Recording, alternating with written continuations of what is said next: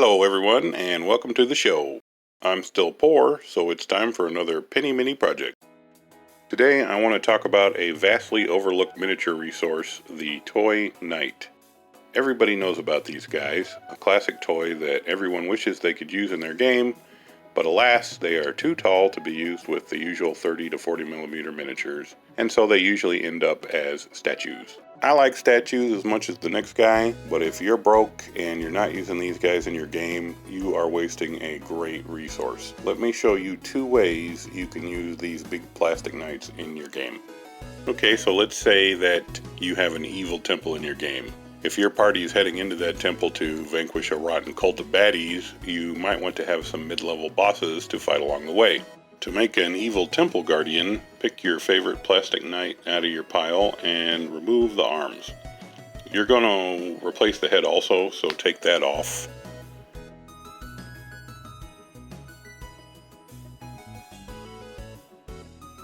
Then using a knife or some clippers, cut away the chest down to the waist and shave it smooth. I also snipped the knight's weapon off at the hilt and saved it because I want to replace it.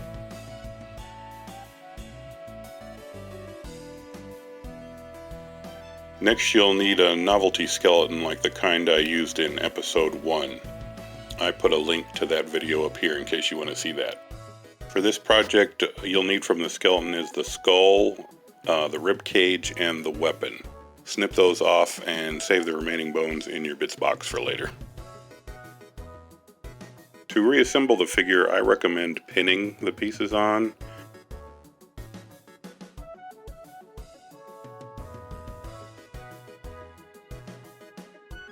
I pinned the limbs and the skull for this one, and I also drilled a hole in the hand for a new weapon.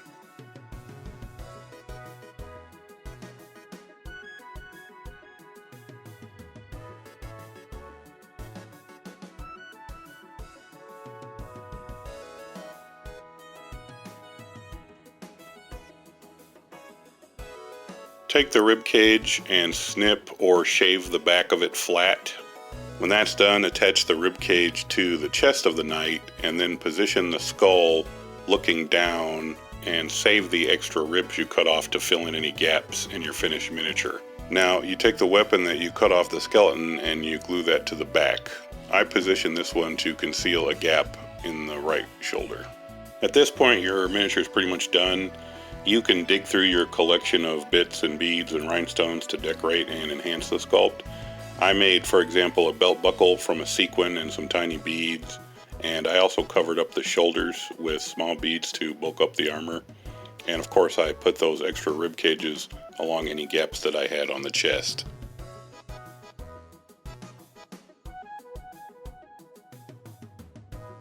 For the new weapon, I'm making a whip. To do this, I light a votive candle and get a good length of pipe cleaner.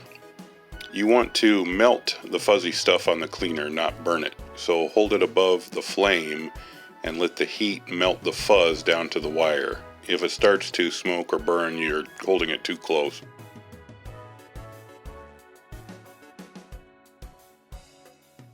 When the wire is the right thickness, you can glue it into the hole in the fist and then shape it however you like. I also added a bead to the tip to make it look like a more vicious weapon. When it's where you like it, you can glue the side of the whip to the leg, to the side, or to the base of the mini to keep it from wiggling around. And all finished. Base, prime, and paint, and here's some fast and easy temple guardians.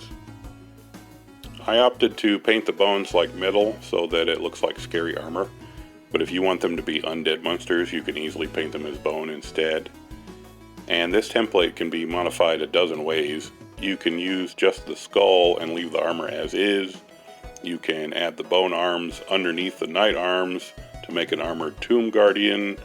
You can add some different weapons or whatever you can think of.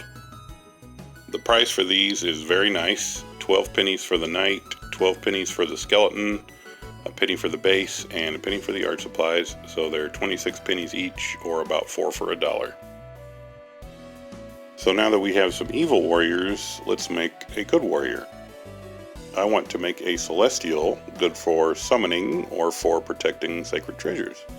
Just like before, I'm picking and choosing the parts I want. In this case, I like the weapons arms from one model, but I like the helmet and tunic from another. You can mix and match like this all day to get the look that you want.